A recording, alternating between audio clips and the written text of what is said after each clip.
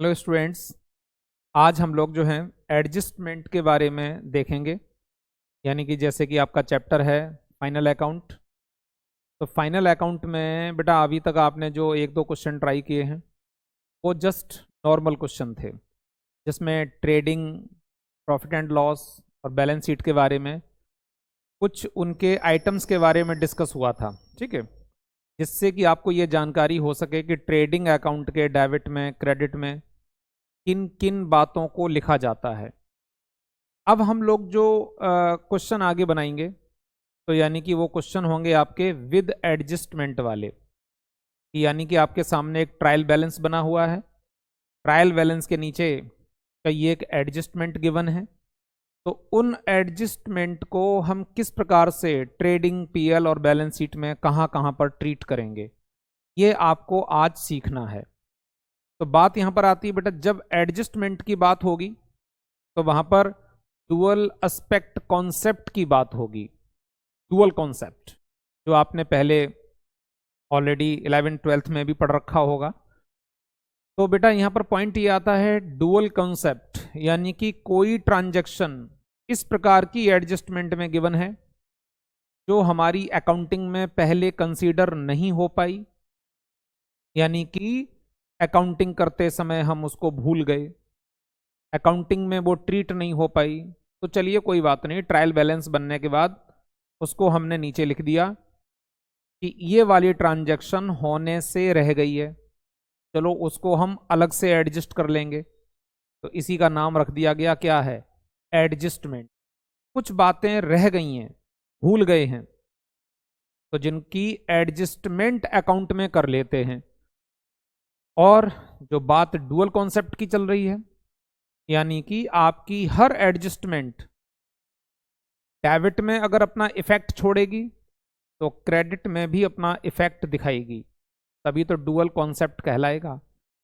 तो एक बात ध्यान से सुनना बेटा, यहां पर हमारे सामने ऐसी ट्रांजैक्शन देखने को आपको मिल सकती है कि अगर कोई अमाउंट डेबिट साइड में इंक्रीज हो रहा है तो क्रेडिट में भी इंक्रीज होगा, दोनों बराबर बराबर हो जाएंगे। डेबिट में रिड्यूस हो रहा है तो क्रेडिट में भी रिड्यूस होगा, तो यानी कि बिल्कुल दोनों बराबर बराबर हो गए और हमारी एडजस्टमेंट परफेक्ट ट्रीट हो रही है।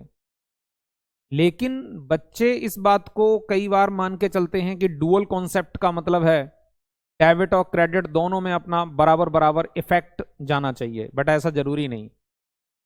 कई बार ऐसी ट्रीटमेंट भी आपके सामने आ सकती है कि जिसकी वजह से सपोज करिए एक बार डेबिट साइड इंक्रीज हुई और फिर बेटा एक बार डेबिट साइड ही डिक्रीज हुई, यानी कि एक बार इंक्रीज एक बार डिक्रीज, अल्टीमेटली पोजीशन वहीं पर आ गई जहां पहले थी और क्रेडिट साइड में हमने कुछ भी नहीं किया। तो ये अपनी मर्जी से नहीं होगा कि हम उसको अपनी मर्जी से कहीं ट्रीट करेंगे। यानी कि जब आगे हम एडजस्टमेंट बनाएंगे तो हम आपको हर एडजस्टमेंट के बारे में डिटेल में समझाएंगे। तो ध्यान से समझिए, एडजस्टमेंट का मतलब है उसका जो इफेक्ट है वो निल हो जाना चाहिए। ठीक है, निल हो जाना चाहिए, बराबर बराबर इफेक्ट समाप्त हो जाना चाहिए। तो चलिए बेटा हम एडजस्टमेंट की बात करते हैं, अदरवाइज फिर मैं जो डुअल कॉन्सेप्ट है वही आपको काफ़ी देर तक समझाता रहूँगा, तो उसकी अभी इतनी आवश्यकता नहीं है। जैसे बेटा माइंड सेट करो कि आपके सामने एक ट्रायल बैलेंस है, इस प्रकार का ट्रायल बैलेंस है बेटा आपके सामने। सपोज करिए जैसे ये एक क्वेश्चन मैंने आपके लिए लिया, ठीक है, समझाने के लिए एक क्वेश्चन ये लिया बेटा। जैसे सपोज करिए ये कंप्लीट क्वेश्चन है आपके सामने, ध्यान से देखना। ये एक क्वेश्चन आपके सामने मान लीजिए गिवन है बेटा, इसमें आपके सामने क्वेश्चन में कैपिटल है, ड्राइंग्स है, क्रेडिटर है, 10% लोन है, cash in hand, cash at bank, sundry debtors, provision for doubtful debts. यानी कि जो ट्रायल बैलेंस में प्रोविजन गिवन है इसे क्या कहते हैं बेटा, ओल्ड प्रोविजन। इसे क्या कहते हैं, old provision. Furniture, machine, stock, purchases, rent and taxes, salary, manufacturing wages, sales, sundry expenses, insurance, commission, carriage, travelling expense, bills receivable, bad debts, drawings, ये कुछ अकाउंट के बैलेंसेस गिवन हैं। ट्रायल बैलेंस आपके सामने बना हुआ रखा है बेटा, ठीक है। अब यहां पर नीचे लिखा है एडजस्टमेंट, तो हम बहुत सारी एडजस्टमेंट पर बात करेंगे। आपकी एडजस्टमेंट जितनी स्ट्रोंग होंगी, जितनी परफेक्ट होंगी, उतना आप अच्छा आगे फाइनल अकाउंट बना पाओगे। एडजस्टमेंट सीखना बहुत जरूरी है। जैसे लिखा है बेटा कि यहां पर क्लोजिंग स्टॉक कितना है, 38,000 है क्लोजिंग स्टॉक। अब क्लोजिंग स्टॉक तो याद रखना, ट्रायल बैलेंस के अंदर दिया हुआ कोई सा भी item only at one place, उसे केवल एक जगह लिखा जाता है। वो या तो डेबिट में या क्रेडिट में अपना इफेक्ट छोड़ेगा। लेकिन एडजस्टमेंट ये डुअल कॉन्सेप्ट है, ये डेबिट और क्रेडिट दोनों जगह, क्रेडिट या डेबिट दोनों जगह, या एक बार डेबिट में प्लस एक बार डेबिट में माइनस, डुअल कॉन्सेप्ट, या एक बार क्रेडिट में प्लस फिर क्रेडिट में ही कहीं ना कहीं माइनस। आपने कहा सर कहीं ना कहीं, सर जी कहीं ना कहीं का क्या मतलब है? अरे तो बेटा हमारे पास तीन तीन अकाउंट मेंटेन हो रहे हैं। एक ट्रेडिंग अकाउंट, उसमें भी क्रेडिट होता है।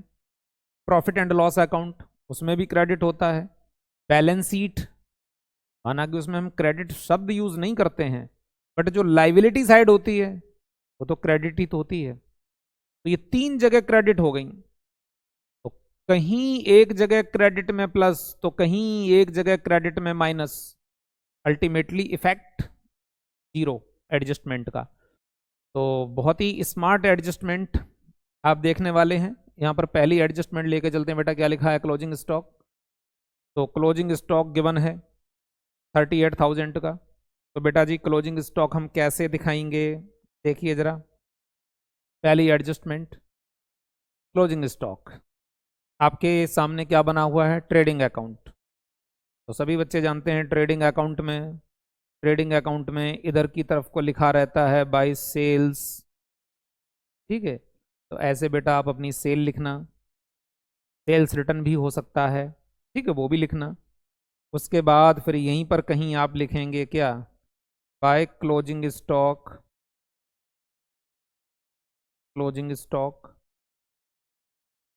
तो एक तो क्लोजिंग स्टॉक हमारा ट्रेडिंग अकाउंट के क्रेडिट साइड में आएगा 38,000। फिर आप जानते हैं कि ईयर एंड पर हमारे पास जो क्लोजिंग स्टॉक पड़ा है दैट इज अवर एसेट्स, वो हमारी एसेट्स है। एसेट्स है तो फिर बेटा उसको एसेट्स में ले जाओ। ये प्रॉफिट एंड लॉस अकाउंट है, इसमें क्लोजिंग स्टॉक का कोई काम नहीं है, कोई काम नहीं है। ये बैलेंस शीट है, तो बैलेंस शीट में जैसे यहाँ पर आपका बिल्डिंग, प्लांट, मशीन, फर्नीचर, बड़ी सारी चीज़ें एसेट्स में गिवन होंगी। लेकिन यहाँ कोशिश करिए कि क्लोजिंग स्टॉक को, यानी क्लोजिंग स्टॉक क्या है हमारी, करेंट एसेट्स, तो बिल्कुल ऐसे टॉप पे मत लिखना उसको, थोड़ा नीचे आकर के, ठीक है। यहाँ पर लिख दिया हमने, चलिए क्लोजिंग स्टॉक, क्लोजिंग स्टॉक 38,000। अब आप बेटा देख रहे, देखो एसेट्स का बैलेंस क्या होता है, डेबिट बैलेंस। एक बार ये डेबिट साइड में आया और उधर ट्रेडिंग अकाउंट के क्रेडिट साइड में आया। एक बार डेबिट में एक बार क्रेडिट में, मामला दोनों तरफ बराबर बराबर। और इसका इफेक्ट देखा जाए तो एडजस्टमेंट जीरो हो गई, जीरो। तो इसी प्रकार से आपको एग्जाम में ध्यान देकर चलना है। ऐसा नहीं करना है कि बस एडजस्टमेंट पढ़ी और आपको जहां मर्जी आई आंख बंद करके लिख दिया, काम खत्म हो गया भाई। अरे दिमाग लगा के चलना कि एडजस्टमेंट पूरा डुअल कॉन्सेप्ट दे रही है या नहीं दे रही है। इफेक्ट जीरो हो जाना चाहिए हर एडजस्टमेंट का। चलिए उसके बाद बेटा अब हम क्लोजिंग स्टॉक की बात हो गई। हाँ, एग्जाम में आप चाहो तो यहां पर आप एक बहुत अच्छी सी बात ये भी लिख सकते हो, ठीक है। बहुत अच्छी सी बात आप यहां पर ये भी लिख सकते हो, क्या आपने सपोज करिए यहां लिखा एडजस्टमेंट, यानी क्लोजिंग स्टॉक जहां लिखा ना, वहां आप स्टॉक एट एंड भी लिख सकते हो, स्टॉक एट एंड।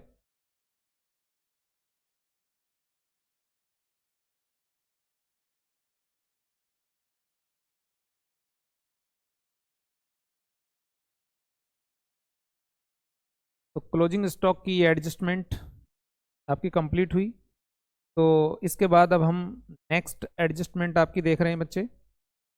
तो देखो नेक्स्ट में यहाँ पर क्या दिया है, नेक्स्ट में यहाँ पर दिया हुआ है आउटस्टैंडिंग एक्सपेंसेस। तो आउटस्टैंडिंग एक्सपेंसेस यानी कि ऐसे खर्चे जिनके लिए हमने सर्विस तो ले ली है बट अभी हमने उनको पे नहीं किया है।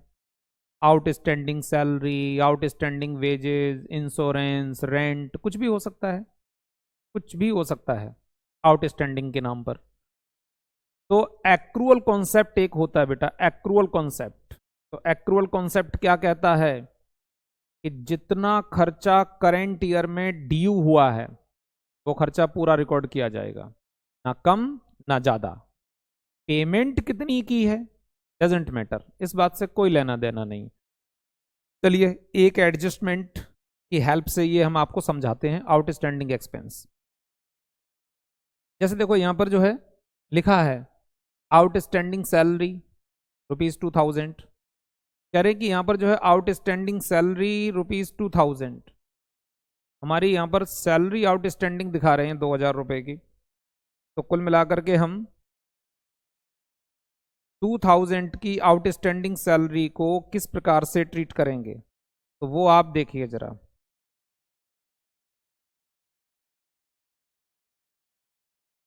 चलो बेटा देखो, अब आउटस्टैंडिंग सैलरी की ट्रीटमेंट करने के लिए हमें पहले ट्रायल बैलेंस में जाना होगा।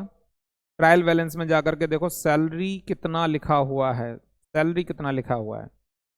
तो देखो बेटा ये सैलरी आपकी दी हुई है यहाँ पर क्वेश्चन में 9000 रुपीज, कि हम 9000 की सैलरी पे कर चुके हैं जो ट्रायल बैलेंस में आ चुकी है। भाई ट्रायल बैलेंस में तो तभी आई, पहले सैलरी पे की होगी, उसके बाद हमने उसकी जर्नल एंट्री बनाई होगी, सैलरी का अकाउंट ओपन किया होगा, लेजर पोस्टिंग की होगी, फिर उसके बैलेंस निकाले होंगे और उस बैलेंस की हेल्प से ही तो बना होगा क्या ट्रायल बैलेंस। तो पॉइंट आया 9000 हम पे कर चुके हैं और नीचे एडजस्टमेंट में लिखा है 2000 आउटस्टैंडिंग है जो अभी पे करना बाकी है। तो किस तरह से दिखाओगे बच्चे इसे। जैसे देखो ये आपका ट्रेडिंग अकाउंट है, ट्रेडिंग अकाउंट में बेटा सैलरी का कोई काम नहीं है फिलहाल में। हाँ अगर वेजेज होती या कोई अदर डायरेक्ट एक्सपेंस होता तो उसकी ट्रीटमेंट तो यहाँ होती। तो हम इसको पीएल अकाउंट में ट्रीट करके आपको दिखाएंगे। जैसे यहाँ पर बेटा लिखा हुआ है, सपोज करिए टू सैलरी कितना 9000 हम पे कर चुके हैं, इसको इनर कॉलम में लिखिए, इनर कॉलम में। तो इनर कॉलम में इसको लिखिए 9000 को और फिर इसमें ऐड करिए बेटा, ऐड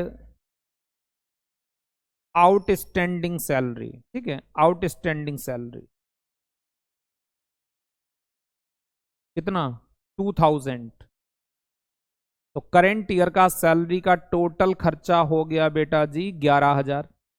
देखो हमने कहां पर डेबिट साइड में 2000 ऐड किए क्योंकि खर्चा एक्चुअली 11000 का था, 9000 पे किए गए थे। स्टाफ को बोल दिया होगा आपने कि भाई अभी 2000 नहीं है, बाद में ले लेना। तो एक्रूअल कॉन्सेप्ट कहता है कि पेमेंट आपको बाद में करनी तो बाद में करते रहना, बट करेंट ईयर का जो खर्चा एक्चुअली ड्यू हुआ है वो खर्चा रिकॉर्ड करिए। जब खर्चे करेक्ट रिकॉर्ड करोगे अरे तभी तो करेक्ट प्रॉफिट आएगा। अगर आपने ये 2000 के खर्चे यहां रिकॉर्ड नहीं किए सपोज, तो खर्चा कम रिकॉर्ड होगा। जब एक्सपेंस कम रिकॉर्ड होगा तो नेट प्रॉफिट इंक्रीज हो जाएगा, जो अननेसेसरी शो होगा हमारी बुक्स में और गलत अकाउंटिंग हो जाएगी। तो आपको क्या करना है बेटा, सैलरी में 2000 यहाँ आउटस्टैंडिंग सैलरी के नाम से हमने ऐड किए 2000 रुपीज, टोटल हो गया हमारा 11000 रुपए। अब 2000 की सैलरी अभी आपने पे नहीं की है, आगे चल करके कभी पे करेंगे। तो बेटा जी आगे चल करके पे करेंगे, हमें किसी को पैसा देना है हमें किसी को पेमेंट करनी है, तो दैट इज अवर लाइबिलिटी। किसी को पैसा देना है तो लाइबिलिटी, और किसी से पैसा लेना है, पैसे आने वाले हैं, आने वाले हैं, अभी हमारे पैसे किसी के ऊपर ड्यू हैं, मिलने वाले हैं, पैसे आने वाले हैं, तो दैट इज अवर एसेट्स। इस तरह से याद रखो। खुद अपने माइंड में सोच के देख लो यार कि आपको किसी के पैसे देने हैं, तो जब भी आप अपने गली मोहल्ले में निकलोगे तो बार बार दिमाग में आएगी, अरे यार उसके पड़ोसी के पैसे देने हैं, अभी देख लेगा तो टोकेगा, भाई साहब मेरे पैसे दे दो। तो मन में आपके जो फीलिंग आ रही है वो लाइबिलिटी वाली फीलिंग आ रही है। और ऐसे ही हमारे पैसे किसी के ऊपर ड्यू हैं, हमें किसी से लेने हैं, तो हम बड़ा रिलैक्स हैं, यार मेरे पैसे आने वाले हैं, चलो आज नहीं कल, कल ना सही परसों मिल जाएंगे, तो बहुत अच्छी फीलिंग आती है। एसेट्स है, एसेट्स। तो यहाँ तो हमें देने हैं, देने हैं तो लाइबिलिटी है, लाइबिलिटी है तो चलो बैलेंस शीट में लाइबिलिटी साइड यहाँ पर आप लिख सकते हैं आउटस्टैंडिंग सैलरी। आउटस्टैंडिंग सैलरी कितना, 2000 रुपीज। तो ये बेटा लाइबिलिटी साइड है, यानी कि क्रेडिट साइड है, यानी कि क्रेडिट साइड है एक तरह से। आप जानते हैं बेटा बैलेंस शीट अकाउंट नहीं होता है, बैलेंस शीट एक स्टेटमेंट होता है, स्टेटमेंट। इसलिए हम यहां पर क्या कहेंगे कि इसी वजह से बैलेंस शीट तो एक स्टेटमेंट होता है। कौन सा स्टेटमेंट? Position statement. सुना होगा उम्मीद करता हूं, पोजीशन स्टेटमेंट। तो अब बात आती है बेटा, तो बैलेंस शीट तो एक पोजीशन स्टेटमेंट है, इसीलिए तो इसमें डेबिट और क्रेडिट नहीं लिखा जाता है, नहीं लिखा जाता है, महसूस किया जाता है कि ये मेरी लाइबिलिटी साइड है, और लाइबिलिटी का मतलब क्रेडिट बैलेंस। तो मैंने 2000 बेटा क्रेडिट में नोट किए, और ये देखो यहाँ पर 2000 मैंने डेबिट में नोट किए। तो 2000 डेबिट में भी इंक्रीज हुए, 2000 क्रेडिट में भी इंक्रीज हुए, यानी कि दोनों तरफ बराबर बराबर डुअल कॉन्सेप्ट अप्लाई हो गया बेटा। इसी प्रकार से मेरे बच्चे मैंने एक एग्जांपल दिया आपको ये सैलरी का। अब आपके एग्जाम में कुछ भी आ जाए, outstanding insurance, outstanding wages, outstanding rent, इसी प्रकार से बेटा बना लेना, बिल्कुल सेम टू सेम। ऐसे ही जितने भी आउटस्टैंडिंग के एडजस्टमेंट होंगे सारे के सारे ऐसे ही चलेंगे, ठीक है। एक तो उनको ट्रेडिंग और पीएल जैसा भी केस रहे, ट्रेडिंग का आइटम है तो ट्रेडिंग में जाएगा, पीएल का है तो पीएल में जाएगा, और उसमें जाकर के आउटस्टैंडिंग वाले पोर्शन को ऐड किया जाएगा, ऐड किया जाएगा, और उसके बाद उसको लाइबिलिटी मानते हुए बैलेंस शीट में लाइबिलिटी साइड रिकॉर्ड किया जाएगा, रिकॉर्ड किया जाएगा। चलो बेटा जी ये कंप्लीट हुआ। इसके बाद अब आगे देखते हैं। अब आगे मैं आपको समझाने जा रहा हूं एक नई ट्रीटमेंट। क्या है बेटा, देखो जरा, prepaid expenses. Prepaid expenses, prepaid को और क्या कह सकते हो, एडवांस, एडवांस पेड, ये लैंग्वेज है बेटा। जैसे सपोज प्रीपेड रेंट या prepaid insurance, advance insurance paid, हमने एडवांस में ही इंश्योरेंस करा लिया, प्रीपेड कर दिया। तो इस प्रकार से ये लैंग्वेज याद रखना, लैंग्वेज याद रखना। और चलो इस पर थोड़ी सी बात करते हैं, इसकी एक एडजस्टमेंट दिखाते हैं बेटा आपको। जैसे देखो यहाँ पर ये प्रीपेड इंश्योरेंस, थर्ड एडजस्टमेंट दी है, प्रीपेड इंश्योरेंस ₹3000। अब ट्रायल बैलेंस में देखो ऊपर इंश्योरेंस कहीं दिया हुआ है, इंश्योरेंस ये देखो रहा है ₹4000 का, 4000 हमारी मतलब ऊपर वाला 4000, ठीक है। इंश्योरेंस 4000 डेबिट साइड में लिखा है। हमारी कंपनी ₹4000 का इंश्योरेंस पे कर चुकी है, 4000 का इंश्योरेंस हम लोग पे कर चुके हैं, लेकिन नीचे तो लिखा है प्रीपेड इंश्योरेंस ₹3000। कह रहे जिसमें 3000 तो हमने एडवांस दिया हुआ है, प्रीपेड, एडवांस पेड, जिसका बेनिफिट मुझे नेक्स्ट ईयर जाकर के मिलेगा। तो आपने 4000 पे किया है, जिसमें 3000 तो करेंट ईयर का है ही नहीं, वो तो एडवांस है। नेक्स्ट ईयर के लिए। तो करेंट ईयर का खर्चा कितना हुआ, 4 माइनस 3, 4 माइनस 3 ओनली 1000। तो बेटा फिर वही बात यहां पर आ गई, एक्रूअल कॉन्सेप्ट कहता है जितना एक्सपेंस एक्रू हुआ है उतना रिकॉर्ड करिए। अरे जितना आपने पे किया है उतना रिकॉर्ड मत करिए। हो सकता है आपने किसी चीज की पेमेंट आगे आने वाले 10 सालों के लिए एडवांस कर दी। अरे तो 10 सालों का खर्चा, 10 ईयर का खर्चा यार करेंट ईयर में थोड़ी सारा लिख दोगे, वो तो एवरी ईयर प्रोपोर्शनेट करके लिखा जाएगा। तो यहां पर भी लिखा है 4000 इंश्योरेंस पे किया और नीचे लिखा जिसमें से 3000 तो प्रीपेड है, एडवांस पेड है, आपने ज्यादा रिकॉर्ड कर रखा है, तो बेटा उसको माइनस करना पड़ेगा। ठीक है, माइनस करना पड़ेगा। देखो कैसे, ट्रेडिंग अकाउंट बना हुआ है, ट्रेडिंग अकाउंट में तो बेटा इंश्योरेंस आता नहीं है। हाँ आ सकता है, अगर फैक्ट्री इंश्योरेंस हो, फैक्ट्री, तो ये डायरेक्ट एक्सपेंस बन जाएगा। और साइलेंटली दिया हुआ है इंश्योरेंस तो फिर इनडायरेक्ट एक्सपेंस है, प्रॉफिट एंड लॉस अकाउंट के डेबिट में आएगा। जैसे हमने यहां पर लिखा बच्चे to insurance, insurance, insurance premium, inner column में लिखेंगे 4000 लेस प्रीपेड या एडवांस पेड, ठीक है कुछ भी लिख सकते हो। तो 3000 एडवांस है बेटा, ज्यादा पे कर दिए तो इनको माइनस करो। करेंट ईयर का खर्चा कितना है, ओनली 1000, देखो आ गया करेक्ट एक्सपेंस। अब सवाल ये उठता है कि हमने किसी को एडवांस में, किसी इंश्योरेंस कंपनी को हमने एडवांस में 3000 दिए हैं। अब सिंपल सी बात है, अब हमें आगे आने वाली शायद 1 साल 2 साल तक पे नहीं करना पड़ेगा और हम आराम से इंश्योरेंस को इंजॉय करेंगे, टेंशन फ्री, रिलैक्स, यूज करते जाओ, यूज करते जाओ। तो ये हमारे लिए एसेट्स बन गया, ये हमारे लिए एसेट्स बन गया कि हमें सर्विस आगे मिलती रहेगी बट मुझे अब पैसे नहीं देने पड़ेंगे, तो मेरी एसेट्स बन गई। तो बेटा एसेट्स में आकर के लिखो एडवांस इंश्योरेंस, एसेट्स में आके लिखिए एडवांस, एडवांस इंश्योरेंस या प्रीपेड इंश्योरेंस, कितना, 3000 रुपीज। तो आपने देखा बेटा उधर मैंने ट्रेडिंग पीएल अकाउंट में, वहां से तो मैंने माइनस किया है, देखो यहां से तो माइनस किया है, डेबिट साइड से यहां से माइनस किया, डेबिट से माइनस, और वहां डेबिट में जाके प्लस, और क्रेडिट साइड में कुछ हुआ ही नहीं। एक बार डेबिट डिक्रीज हुआ, माइनस किया, एक बार डेबिट डिक्रीज हुआ, और एसेट्स का मतलब डेबिट, और एक बार डेबिट में प्लस हुआ, मामला बराबर बराबर हो गया। डेबिट में प्लस, डेबिट में माइनस, इफेक्ट जीरो। यही एडजस्टमेंट है, यही डुअल कॉन्सेप्ट है। तो इसी प्रकार से बेटा जैसे मैंने प्रीपेड इंश्योरेंस पर आपको एग्जांपल दिया, तो प्रीपेड इंश्योरेंस हो सकता है, प्रीपेड रेंट हो सकता है, किसी भी प्रकार की ट्रीटमेंट हो सकती है। तो जो प्रीपेड के नाम से है, जो एडवांस के नाम से है, उन्हें आप इसी प्रकार से ट्रीट करेंगे, इसी प्रकार से सॉल्व करके दिखाएंगे।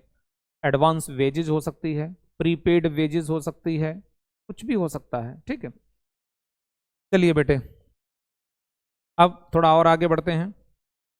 अब एक बढ़िया पॉइंट आया, accrued income. Accrued income, income तो एक्रू हो गई, अब साइलेंट रह गया एक्रूड इनकम। ऐसा लगता है कि ये कहना चाह रहे हैं accrued income but not receive. Income को एक्रू तो कर लिया है, कमा तो लिया है, इनकम जनरेट तो हो गई है, बट वो इनकम अभी मुझे मिली नहीं है। ऐसे एज्यूम कर लो बेटा जैसे हमारी कंपनी किसी दूसरी कंपनी के लिए, मान लीजिए हम लोग कुछ काम करते हैं और बदले में हमें उस कंपनी से कमीशन मिलता है, मान लीजिए कमीशन मिलता है। तो हमने तो अपनी सर्विस दे दी, उन्होंने उधर से हमें कुछ पैसे भी दे दिए, लेकिन अभी सारे पैसे नहीं दिए। तो हमने कमीशन एक्रू तो कर लिया है बट अभी थोड़ा रिसीव होना बाकी है। तो अब बड़े सारे बच्चे इसको बोल देते हैं, अच्छा सर अभी मिलना बाकी है। मैंने कहा बेटा मिलना बाकी है सर, आउटस्टैंडिंग है। अरे तो आउटस्टैंडिंग उस कंपनी के लिए होगा, क्योंकि आउटस्टैंडिंग जो शब्द है वो एक्सपेंस के साथ यूज किया जाता है तो ज्यादा अच्छा लगता है। तो जो कंपनी हमें अभी इंश्योरेंस देना, जो कंपनी अभी हमें कमीशन देना बाकी है, उसके लिए एक्सपेंस है, तो वो अपनी बुक्स में बोलेंगे आउटस्टैंडिंग कमीशन, लेकिन हम अपनी बुक्स में आउटस्टैंडिंग कमीशन नहीं बोलेंगे, ये अच्छा नहीं लगेगा। हम कहेंगे accrued commission but not receive, accrued commission but not receive. बेटा लैंग्वेज सीखो, लैंग्वेज ज्यादा सिंपल और साधारण शब्दों के चक्कर में नहीं पढ़ना। पता चला कि एग्जाम में एक्रूड, अनएक्रूड ऐसे शब्द यूज किए और हमें समझ में ही नहीं आए कि एक्रूड का मतलब क्या होता है। तो जब एडजस्टमेंट ही समझ में नहीं आएगी तो बनाओगे क्या, क्या ट्रीटमेंट दोगे? तो एक्रूड इनकम, इस पर देखते हैं एक एडजस्टमेंट। एडजस्टमेंट नंबर 4 देखो क्या लिखा, commission accrued ₹1000 but not receive. Commission 1000 रुपए का एक्रू हो गया है, हमने कमा लिया है, बट अभी मुझे मिला नहीं है। तो बेटा जी इनकम मिलने वाली है, इनकम मिलने वाली है। ऊपर देखना कहीं कमीशन दिया होगा बेटा, कमीशन कहीं दिया होगा, कमीशन, हाँ देखो ये रहा कमीशन ₹700 का, क्रेडिट साइड में लिखा वो ऊपर बेटा, क्रेडिट साइड में, यानी कि हमें कमीशन 700 का तो मिल गया है। और नीचे क्या लिखा है, अभी 1000 मिलना बाकी है। तो करेंट ईयर में हमने टोटल कमीशन कितना अर्न किया, कितना अर्न किया, 1700 अर्न किया, लेकिन मिला ओनली 700। तो हम बुक्स में केवल 700 नहीं लिखेंगे, क्योंकि फिर वही बात आ गई, एक्रूअल कॉन्सेप्ट क्या कहता है, जितना खर्चा जनरेट हुआ है उतना लिखो, ना कम ना ज्यादा। जितनी इनकम जनरेट हुई है उतनी ही बुक्स में रिकॉर्ड करिए, ना कम ना ज्यादा। ज्यादा रिकॉर्ड की है तो माइनस करो, कम रिकॉर्ड की है तो प्लस करो, बट लिखना उतना है जितना जनरेट हुआ है, करंट ईयर से रिलेटेड है, करंट ईयर से रिलेटेड है। तो चलो बेटा इसकी ट्रीटमेंट देते हैं, तो कितनी बढ़िया ट्रीटमेंट है इसकी, देखो। तो एक्रूड कमीशन की बात करें बेटा, तो कमीशन हमें 700 मिला है, ये पीएल अकाउंट में जाएगा, नॉट ट्रेडिंग अकाउंट में। तो हमने यहाँ लिखा बाय कमीशन, बाय कमीशन कितना मिला है बेटा, 700। अब मिलना कितना बाकी है, एक्रूड कमीशन, तो बेटा यहां ऐड एक्रूड कमीशन 1000, ये प्लस करो। तो प्लस करके बेटा ये हमारी टोटल इनकम हो गई 1700 की, पीएल अकाउंट में एडजस्टमेंट हो गई। अब ये दूसरी जगह कहां जाएगी, तो बात रटने की नहीं है, समझने की है। जरा सोचो, हमें कमीशन मिलने वाला है, कहीं से कमीशन आने वाला है, इनकम आने वाली है, तो बड़ी अच्छी सी फीलिंग आ रही है यार, पैसे मिलेंगे। तो अभी मिले नहीं है, मिलेंगे मिलेंगे। तो ये अभी हमारे लिए क्या है, एसेट्स, ये अभी हमारे लिए क्या है, एसेट्स। तो ले जाओ बेटा इसको एसेट्स में, ये एसेट्स में ला करके यहां लिखेंगे एक्रूड कमीशन,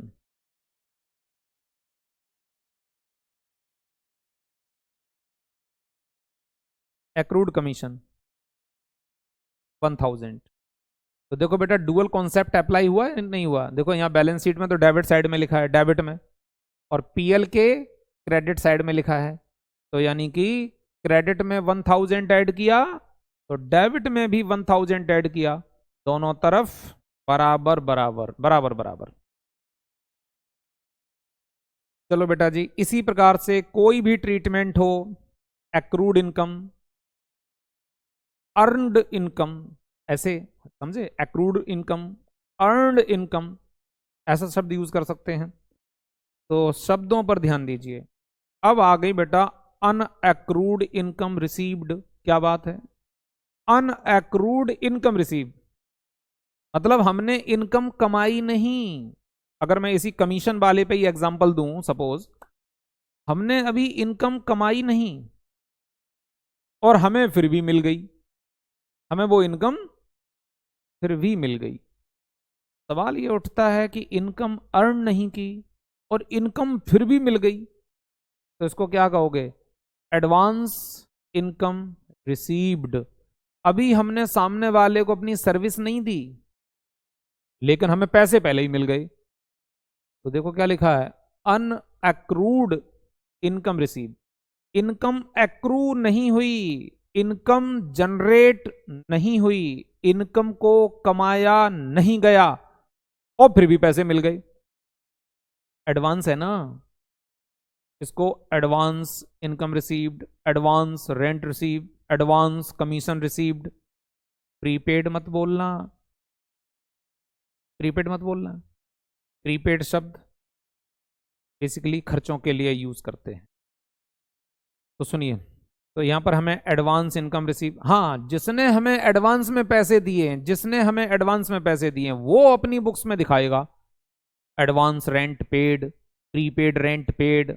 हम तो अपनी तरफ प्रीपेड वर्ड यूज नहीं कर सकते। इन डिफरेंसेस को समझो। यूज करने के लिए गलत शब्द तो कहीं पर भी यूज कर दो, क्या फर्क पड़ता है? ठीक है, एग्जामिनर अगर ज्यादा अच्छे माइंड वाला होगा तब तो काट कूट के बराबर कर देगा उसको। ठीक है, तो बेटा सुनो, अनएक्रूड इनकम रिसीव्ड, इसको हम एडवांस इनकम रिसीव कह सकते हैं, एडवांस इनकम रिसीव्ड कह सकते हैं। तो चलो इस पर देखते हैं कि एडजस्टमेंट क्या है। देखो यहां पर एक एडजस्टमेंट नंबर 5 देखो क्या लिखा है। यहां लिखा अनअक्रूड रेंट रिसीव 2000। हमें 2000 रुपए का रेंट एडवांस में मिल गया, हमने रेंट कमाया नहीं। अभी हमने, अब सपोज करो हम लोग अपनी बिल्डिंग किसी को रेंट पे देते हैं, और इधर देखना ऊपर रेंट की कोई एडजस्टमेंट ट्रीटमेंट होगी बेटा। ये लिखा है रेंट एंड टैक्सेस 7000। देखो क्रेडिट साइड में लिखे हुए हैं, लेकिन एक बात ध्यान से सुनना, ये मत सोचना अरे सर जी रेंट तो डेबिट साइड में लिखा होता है, ये तो क्रेडिट में लिखा है। अरे तो रेंट अगर दिया जा सकता है तो लिया भी तो जा सकता है। जरूरी है कि रेंट हमेशा एक्सपेंस ही होगा? रेंट इनकम भी तो हो सकता है। तो हमारे केस में, इस क्वेश्चन के केस में, ये मान लीजिए बेटा कि हम एक बिजनेसमैन हैं, हमारे पास एक बड़ी बिल्डिंग है, हम काफी अच्छे पोर्शन में खुद बिजनेस करते हैं और अपनी बिल्डिंग का थोड़ा सा पोर्शन हमने किसी को रेंट पे दिया हुआ है और हमें वहां से रेंट मिला है 7000। जबकि जबकि रेंट हमारा एक साल का सपोज करिए 5000 बनता है, तो इनकम तो एक्रू हुई 5000 की।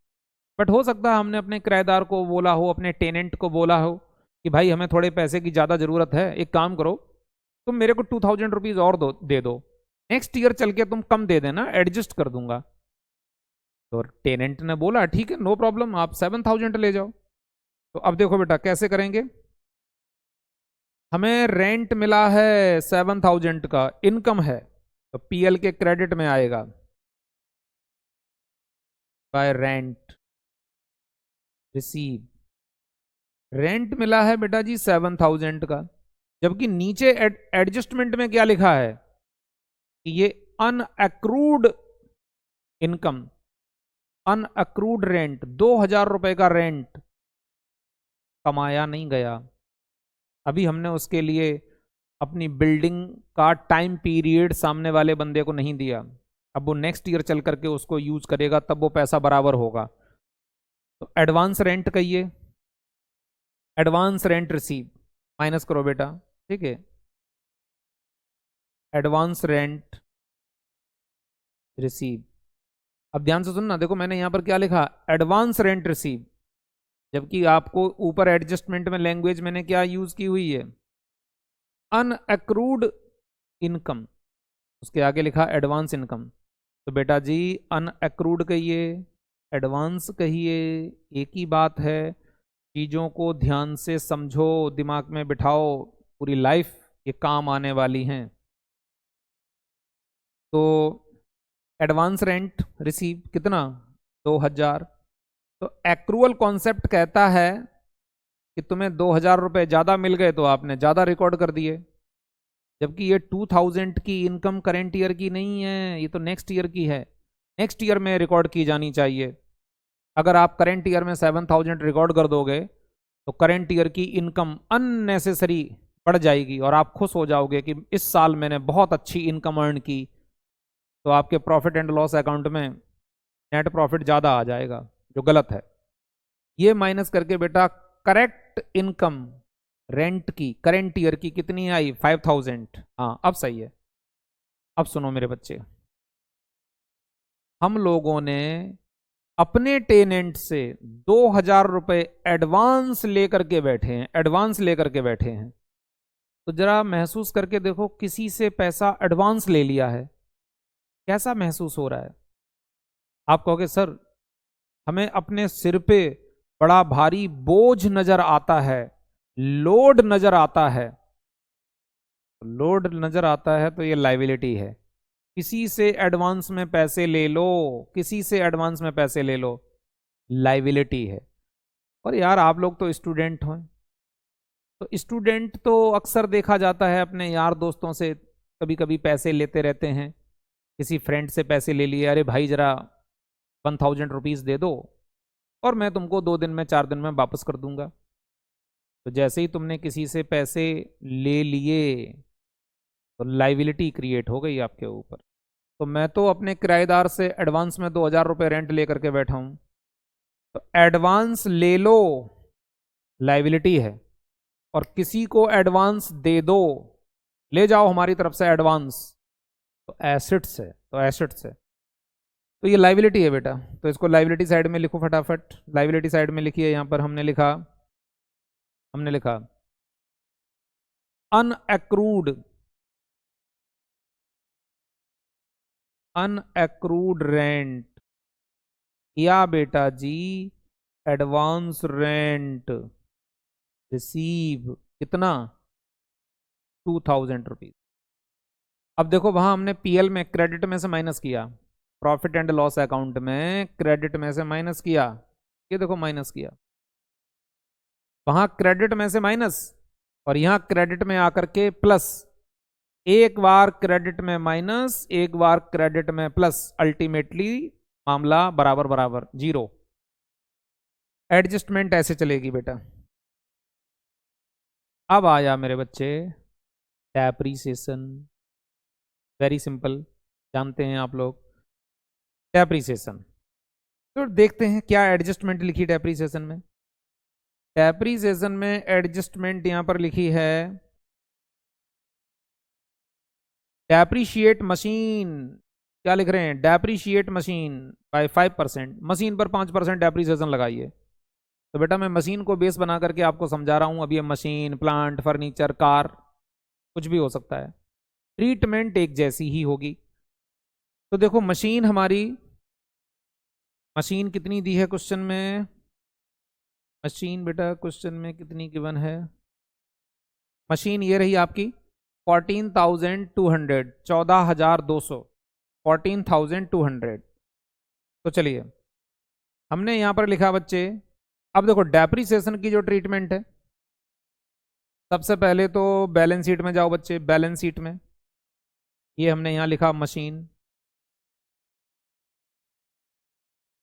मशीन 14,200 की मशीन है, इसमें से लेस डेप्रीसिएशन कितना था, किस रेट से था, डेप्रीसिएशन था 5% के रेट से।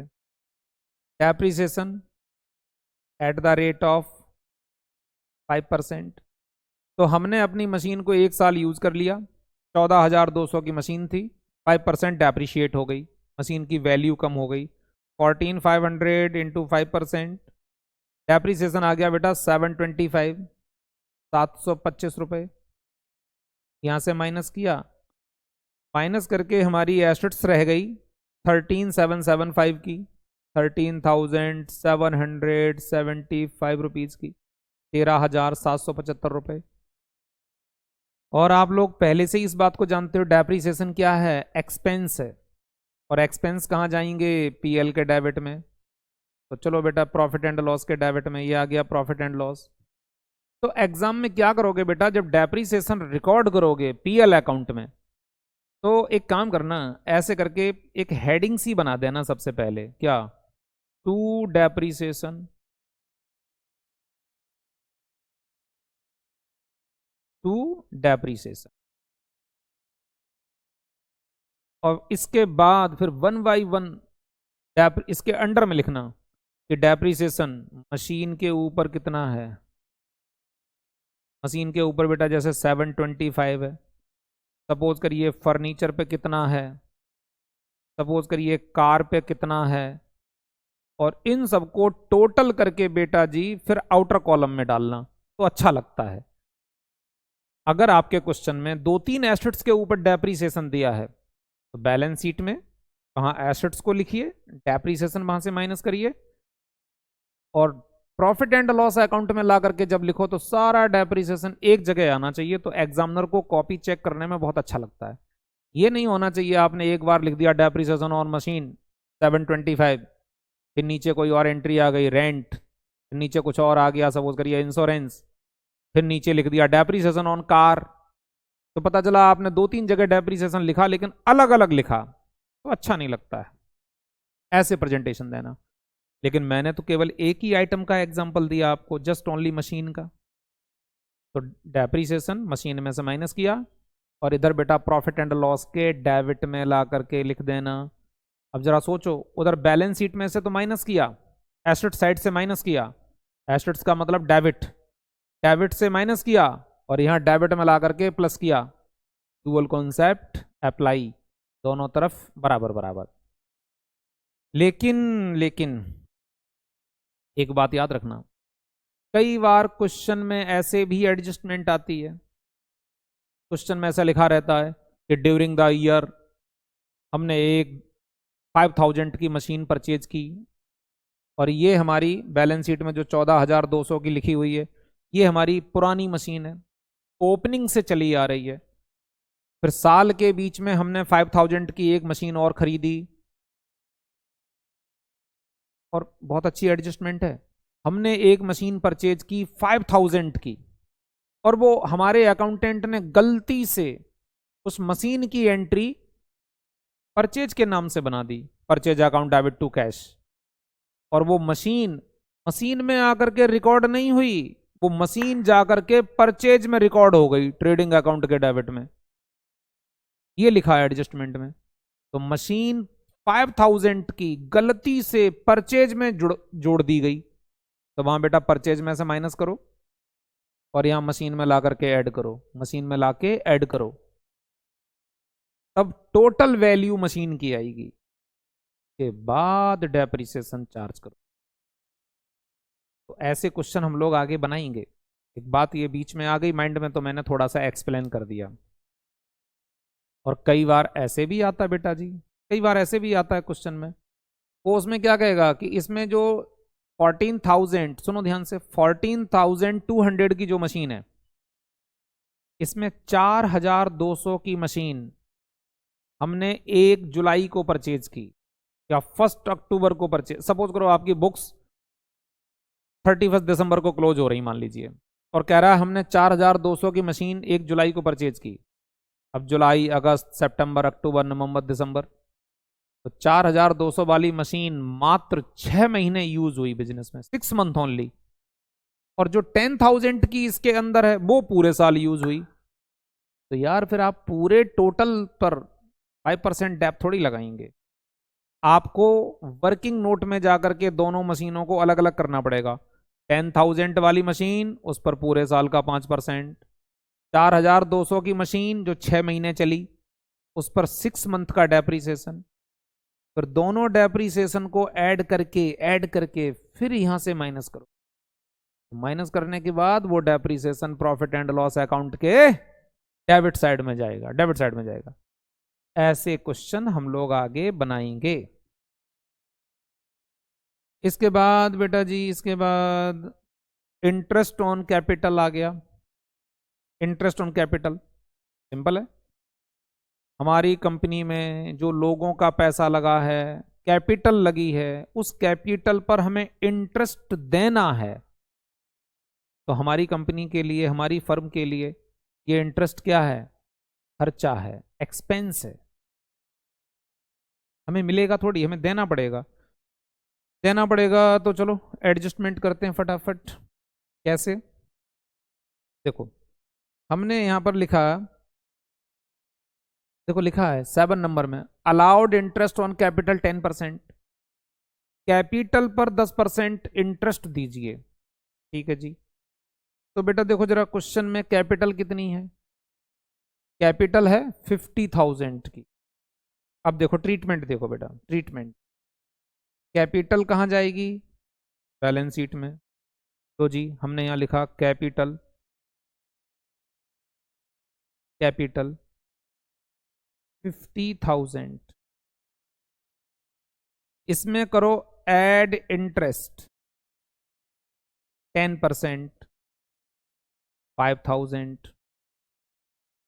तो अब कैपिटल कितनी हो गई? कैपिटल हो गई 55,000। जिनकी कैपिटल हमारे यहाँ लगी हुई है, हमें उन्हें 5,000 इंटरेस्ट के नाम से देने हैं। तो अभी मैं कैश में पे नहीं कर रहा हूं, अभी हमने उनकी कैपिटल में ऐड कर दिए और बता दिया कि भाई इंटरेस्ट मिला करके आपकी कैपिटल 55,000 की हो गई। ठीक है जी।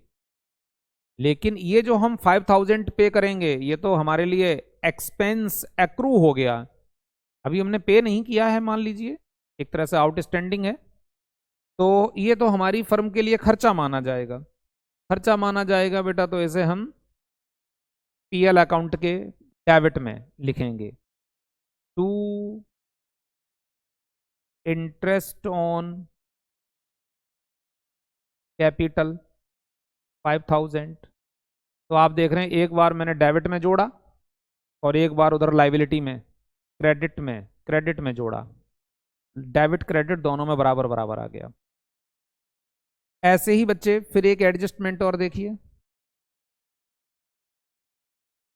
इंटरेस्ट ऑन ड्राइंग्स, यानी कि हमारी फर्म से सपोज करिए पार्टनर पैसे निकाल के ले गए, उनके ऊपर हमें ड्राइंग्स पर इंटरेस्ट चार्ज करना है। तो हमारी फर्म के लिए क्या है? इंटरेस्ट मिलेगा, इनकम है, इनकम है।